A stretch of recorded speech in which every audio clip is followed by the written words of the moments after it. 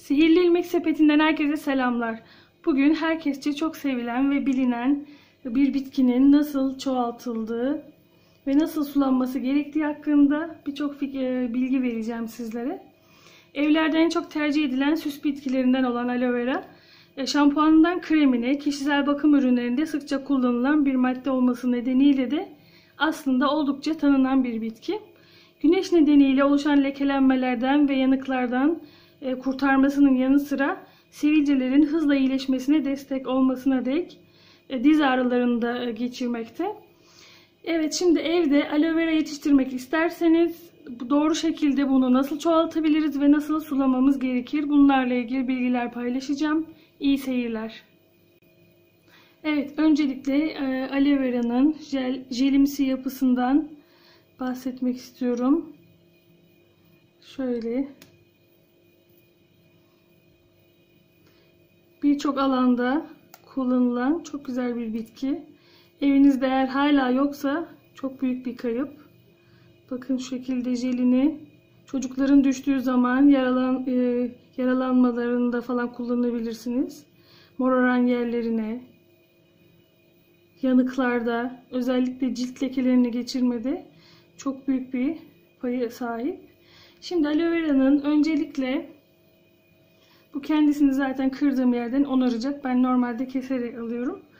Evet, şimdi aloe veramızı bakın şöyle dibinden, bunlar çok büyüyen aloe veralarımız, tabii ki ayrılacaklar.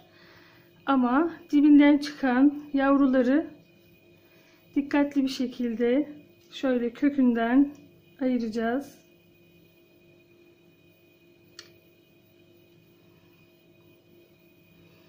Bu şekilde tutuyoruz.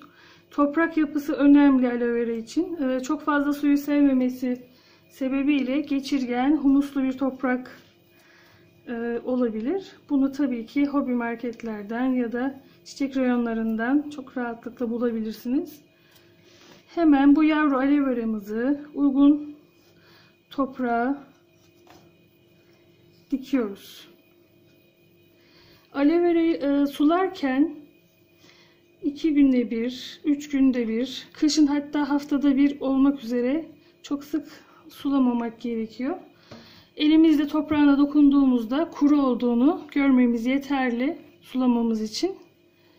Altı mutlaka delikli bir saksı olması lazım. Fazla suyu oradan tahliye edebilmesi açısından. Aynı zamanlarda sularsak aynı miktarda çok güzel aloe veralar elde edebiliriz. Aydınlık fakat direkt güneş ışığına maruz bırakmayalım. Çünkü o zaman sararıyor yaprakları. Şöyle hafif miktarda hemen diktiğimiz aloe veraya suyumuzu döktük. Ve aydınlık ışık alan bir yerde çiçeğimizin büyümesini ve çoğalmasını bekleyeceğiz. O zaten kendiliğinden, bakın dibinden bir sürü olarak çoğalacak. Bunları da yine dikeceğiz. Bu şekilde